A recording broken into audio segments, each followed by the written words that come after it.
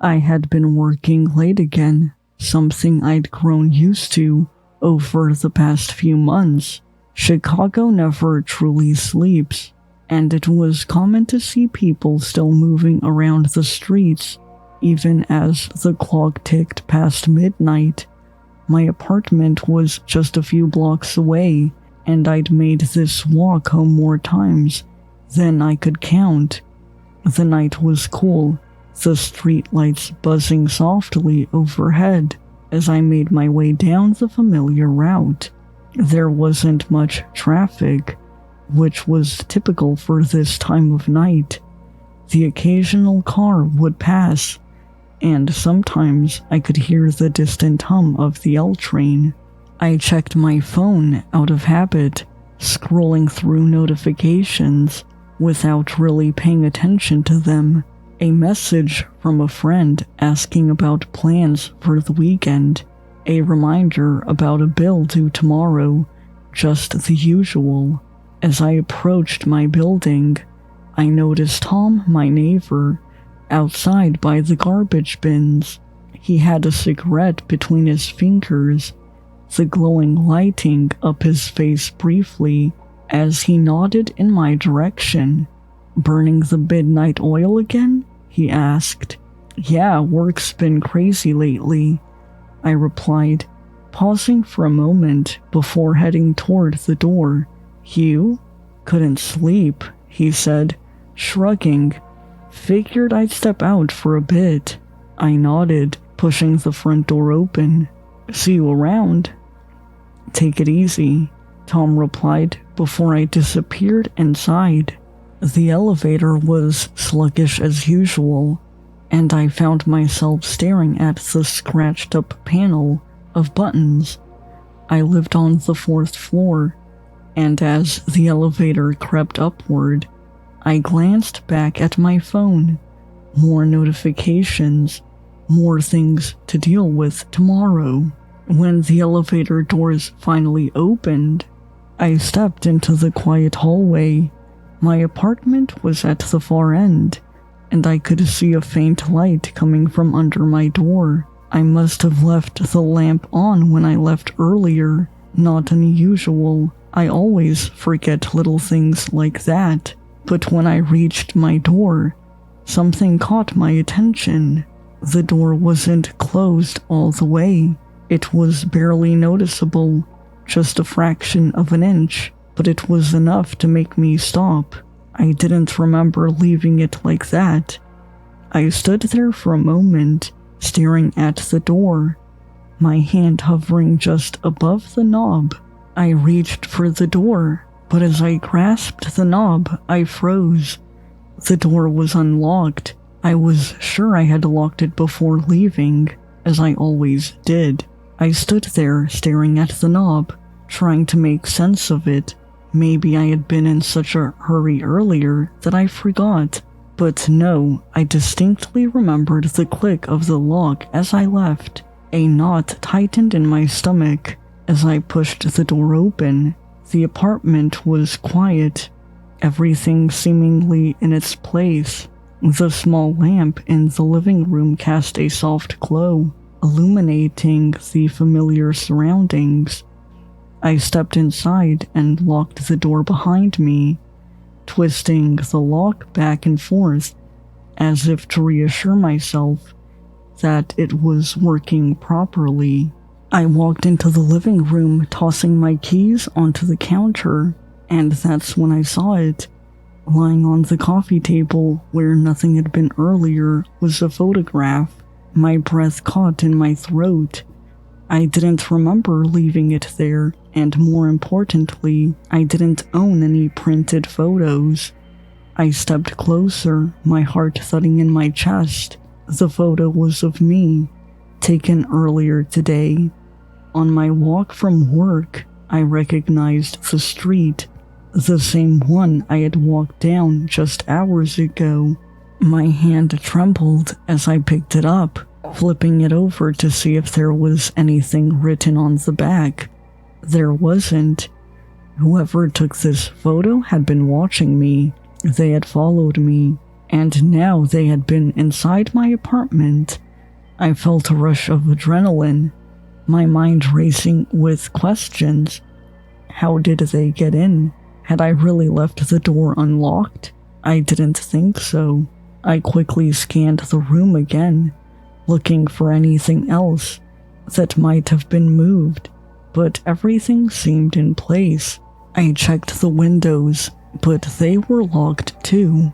Suddenly my phone buzzed in my pocket, startling me. I pulled it out, half expecting to see a message from the stalker, but it was just Tom, my neighbor. "Hey, you okay? You looked kind of off earlier," his message read. I stared at the screen, my thoughts too scattered to reply right away. Tom had been outside when I came home. Could he have noticed something? Should I tell him about the photo? I hesitated for a moment, staring at Tom's message. Should I tell him about the photo? Part of me wanted to confide in someone, but another part felt like I needed to keep it to myself, at least for now. I didn't know what I was dealing with, and jumping to conclusions didn't feel right. After a long pause, I typed out a quick reply. "Yeah, just a rough day at work. Thanks for checking in." I put my phone down, running my hand through my hair as I tried to steady my breathing. The photo still sat on the table, taunting me. My mind raced, thinking through all the possibilities. Who had taken it? Why leave it here? How did they get in? Trying to distract myself, I turned on the TV, hoping that some background noise would help calm my nerves, but I couldn't focus. My thoughts kept circling back to the unlocked door and the photo. It was almost like someone wanted me to know I was being watched, someone who knew I'd come home tonight and find their little message. I stood up and walked around the apartment, checking the windows again, though I knew they were already locked. My eyes wandered over every corner of the room, looking for anything else out of place. Nothing, just that photo. The buzz of my phone startled me again. Another message from Tom. "If you need anything, let me know.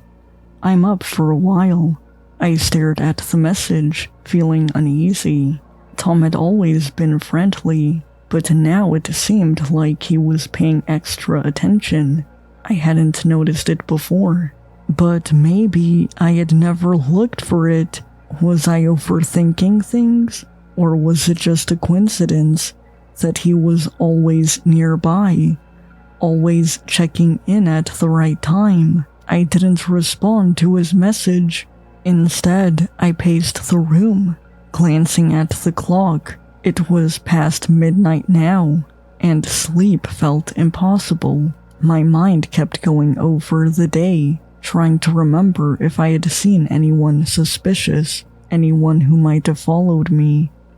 Suddenly, a soft knock came at the door. The knock at the door sent a jolt through my body. I wasn't expecting anyone at this hour. I hesitated, my heart pounding in my chest, as I tiptoed toward the peephole. It was Tom, standing there with his hands in his pockets, looking casual. For a brief second, I felt relieved. Then I remembered the photo on the coffee table and the unlocked door. My nerves tightened again. I opened the door just a crack, trying to keep my voice steady. "Hey, what's up?" Tom smiled, though it didn't quite reach his eyes. "Sorry to bother you. I thought I heard something strange, like someone messing with your door earlier. Just wanted to check in, make sure you're okay." I blinked, trying to process what he was saying. "You heard someone?" "Yeah, probably just some drunk or something, but it didn't seem right." Tom continued, his eyes flickering past me into the apartment. Thought I'd make sure everything was cool. My hand gripped the edge of the door tighter. I wasn't sure what to make of this. Tom had always been friendly, but the timing of his concern felt off, and if he had really heard something, why hadn't he called me or knocked earlier? "I'm fine," I said quickly, trying to close the door a bit more. "Thanks for checking in." Tom's smile faltered just a bit. "Okay, well, just let me know if you need anything." I nodded, forcing a smile, before closing the door fully and locking it. As soon as I was alone again, I let out a breath I hadn't realized I was holding. Something about the whole situation didn't sit right with me.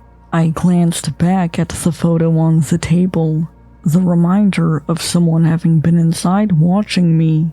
My phone buzzed again, and I nearly jumped. Another message from Tom. "Sorry if I freaked you out. Just being a good neighbor." I stared at the message, feeling my skin crawl. He was being too attentive, too involved. It was hard not to connect the dots. First the unlocked door, then the photo. And now Tom always seeming to be around at the perfect moment. I couldn't shake the feeling that he knew more than he was letting on. I decided I needed to talk to someone, so I called my friend Sarah. As the phone rang, I paced around the living room, my mind still racing. When she finally answered, her voice was groggy. "Hey, everything okay?" she asked, clearly half asleep. "I don't know," I admitted. "Something weird's been happening. Someone was in my apartment earlier, I think. They left a photo of me from today." There was a pause on the other end, before Sarah spoke again. "That's creepy. Did you call the police?" "I'm not sure what to tell them, and I stopped mid-sentence, glancing at the coffee table again, where the photo still sat. It felt like it was staring back at me, an eerie reminder that someone had been close enough to take it. I don't even know what to say. What if they think I'm just overreacting? Sarah's voice grew more alert. You're not overreacting. Someone took a photo of you and left it in your apartment. That's serious. You need to call them. I bit my lip considering it. Maybe you're right, but it's just so bizarre. And Tom keeps checking on me. It's like he knows something, but I don't know if I'm being paranoid. Wait, Tom? Sarah asked, confused. Your neighbor? Yeah, I said, lowering my voice, even though I was alone. He's been around every time something weird happens. He texted me just after I found the photo. Said he saw someone hanging around my door. It's almost like he's watching me. Okay, that's weird. Do you think he could be involved? I don't know, I admitted, glancing nervously at the front door. He's always been friendly, but now it feels off. I don't know what to think. Sarah sighed. Look, I really think you should call the police, even if it's nothing. Better safe than sorry. And maybe keep your distance from Tom for a bit, just in case. I nodded, even though she couldn't see me. Yeah, maybe I'll do that. Thanks, Sarah. Stay safe, okay? She said, her voice a little softer now. Call me if you need anything. After hanging up with Sarah, I sat in silence for a long moment, but she was right. It was better to be safe than sorry. I dialed the non-emergency number, feeling a wave of anxiety wash over me as I waited for them to pick up. When I finally spoke, my voice sounded smaller than I intended. I'd like to report something suspicious, I said, trying to keep my tone steady. I think someone's been watching me, and maybe even inside my apartment. The dispatcher took down my information, asking for the details of what had happened, with the photos and the sounds outside my door. I tried my best to explain, though it felt surreal, even as the words left my mouth. By the time the call ended, they assured me that an officer would be dispatched to check things out. It wasn't long before I heard the knock at the door. My heart jumped. But when I checked the people, I saw the distinct navy blue uniforms of 2 police officers standing just outside. Taking a deep breath, I opened the door and let them inside. One of the officers, a tall man with tired eyes, introduced himself. "Ma'am, we're here to follow up on your report. Mind if we ask a few questions?" I nodded, still feeling uneasy despite their presence. I led them into the living room, where they asked me to go over the events again in more detail. As I described the photos, the unlocked door, and the eerie feeling that I was being followed, the officer took notes, his partner occasionally glancing around the apartment. "Have you noticed anyone suspicious hanging around recently?" the officer asked. I hesitated. "There's my neighbor Tom. He's been really helpful, but I don't know. It's just a feeling. He's always around, checking on me, and it seems a little too inconvenient." The officer nodded, his expression unreadable. "We'll talk to him, just to cover all the bases." After I finished explaining everything, they went down the hall to speak with Tom. I stayed inside, pacing nervously, listening to the muffled conversation through the door. It wasn't long before the officers returned. "Your neighbor says he hasn't noticed anything unusual, but he's concerned for your safety," the officer said, his voice calm. He offered to keep an eye out for anything strange. I nodded, not sure if that made me feel better or worse. "Look, we don't have enough for a full investigation right now," the officer continued, "but we'll keep a patrol car parked outside tonight, just in case. You should try to get some rest." I thanked them, feeling a slight sense of relief at the idea of police nearby. Maybe now, with someone watching over the apartment, I could get some rest. I couldn't sleep. The events of the night replayed in my mind, the unsettling photos, the noises outside my door, and Tom's messages. The fear settled in deep, keeping me alert. Despite the police being outside, I stayed up all night, jumping at every creak in the apartment, every distant sound from the street. The small knife I had tucked into my bag for protection felt like my only source of comfort as dawn finally broke. The next day passed in a haze of routine, but the weight of the previous night's fear lingered at the back of my mind. I went through my workday mechanically, my body tired but my thoughts racing. By the time I finished my shift, the sky had already darkened, and I couldn't shake the feeling of unease that had settled over me. As I made my way home, I decided to stop by the convenience store a few blocks from my apartment. I needed something to help me unwind, maybe a snack and a drink to go with the movie I'd planned to watch. The store was brightly lit, a small beacon of normalcy amidst the growing shadows of the evening. I walked inside, the sound of the automatic doors hissing as they slid open. Grabbing a soda and a bag of chips, I wandered toward the counter, trying to shake the nerves that still clung to me. The cold night air felt sharp against my skin as I left the convenience store, clutching the plastic bag of snacks. Ever since I found those photos in my apartment, my nerves had been on edge. I kept one hand near the knife in my jacket pocket, As I walked quickly through the dimly lit parking lot, something didn't feel right, and I couldn't shake the feeling of being watched. The parking lot felt unnervingly still, the flickering streetlights casting long distorted shadows over the scattered cars. The silence pressed in around me, broken only by the faint hum of the lights overhead. I quickened my pace, the sound of my own footsteps, loud and uneven.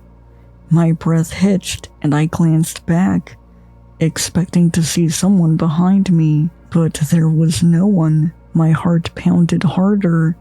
Every instinct screamed at me to move faster. The shadows felt like they were closing in, stretching farther across the pavement as I hurried toward the far end of the lot. I tried to tell myself it was just paranoia, just the leftover fear from the night before. Then everything went dark. A bag was yanked over my head with brutal force, and strong arms wrapped around my throat, squeezing tight. Panic surged through me as I thrashed wildly, trying to scream, but the sound was muffled by the bag. My voice trapped inside. My lungs burned, desperate for air, but each breath came in shallow, choking gasps. The grip around my throat tightened, and my vision started to blur. My legs kicked out violently, but I couldn't break free. Every muscle in my body screamed for oxygen, for a way out, but the world around me was fading, slipping into darkness. I couldn't breathe, I couldn't think. My hand fumbled toward my pocket, feeling the cold steel of the knife. With the last ounce of strength I had left, I yanked it free and swung blindly behind me. I felt the blade hit flesh, and a low grunt of pain followed. The grip on my throat loosened, just enough for me to rip the bag from my head. I gasped for air, stumbling forward, vision swimming as I tried to regain my balance. My entire body trembled with fear and adrenaline, but I forced myself to turn around. He stood there, hunched over, clutching his side where I had slashed him. Blood poured between his fingers, staining the pavement beneath him. But his eyes were locked on me with a burning hatred. "Who are you?" I rasped, my voice shaking, barely able to speak. His twisted grin sent a shiver down my spine. "You don't remember me?" he said, his voice low, full of contempt. "Of course you don't."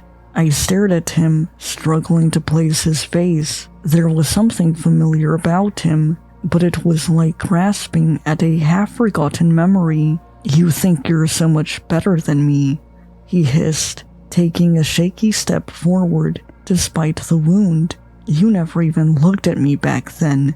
You laughed, like I didn't matter." The memory hit me like a cold wave. High school. He had been there, always lurking in the background, quiet, unassuming. Someone I had barely noticed. I swallowed hard, dread settling deep in my chest. "You," I whispered, feeling a rising sense of horror. "I barely remember you. You rejected me like I was nothing." He took another step, his breath ragged. "But I swore you'd pay for it one day." My pulse raced as his words sank in. This wasn't just some random attack. He had planned this. He had been waiting for this moment, fueled by a hatred I hadn't even known existed. "I didn't want your love," he said, his voice trembling with anger. "I wanted you to feel what it's like to be nothing, to feel hunted, to feel powerless." I backed away, my heart pounding against my chest. "I don't understand," I said, my voice barely above a whisper. "That was years ago." His face contorted with rage. "You thought you could laugh at me and walk away? But I've been waiting.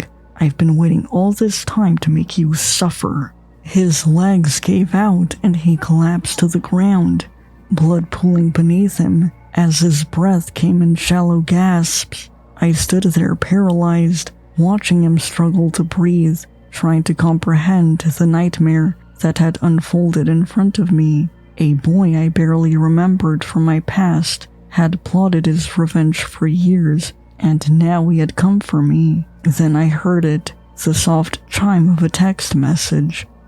My pulse quickened as I looked down at his limp body. His phone must have gone off. My hands shook as I crouched down, reaching toward his jacket pocket. For a moment, I hesitated, but then I forced my hand inside. I pulled out his phone, the screen still glowing with a new notification. The message read, "Did you get the job done?" I opened the conversation, and what I saw made my blood freeze. There were photos of me walking to work, leaving my apartment, moving through my daily life. He had been watching me for weeks, maybe longer. Each photo was sent to him with a chilling calculated precision. My breath came in short, panicked gasps as I scrolled up further. The stalker had been communicating with someone else, someone who had been helping him all along. My blood ran cold as I read through the exchange. "Make sure she finds the pictures. Tonight's the night. I'm going to finish this." Then came the reply from earlier that night. "I don't care what you do, as long as I get paid." With growing terror, I pulled out my own phone and compared the unknown number to my contacts. My hands shook violently as I scrolled through my list, praying I was wrong. But when I saw the match, my heart plummeted. It was Tom. A wave of nausea hit me as the realization set in. Tom, the friendly neighbor who had always been so concerned, so helpful, had been involved from the beginning. He had been feeding information to my stalker, planting the photos, manipulating me, all for money. I felt numb as I dialed the police, my voice shaking as I tried to explain everything. Tom had betrayed me in the worst possible way, and I had never even suspected him. It didn't take long.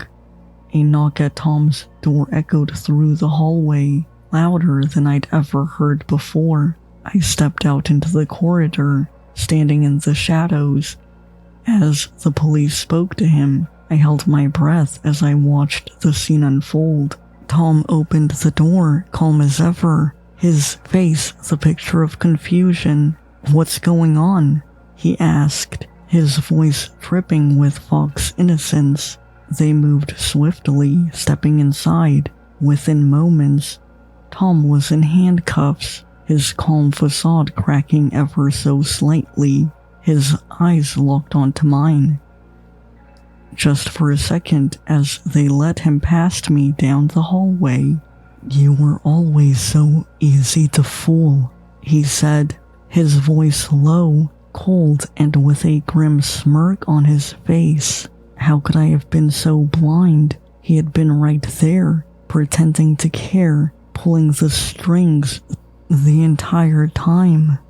As I sat in my apartment, alone and shaken, I realized how close I had come to losing everything, not just my life, but my sense of trust. I thought I had known who the real danger was, but the truth had been right in front of me the whole time, hidden behind a neighbor's smile.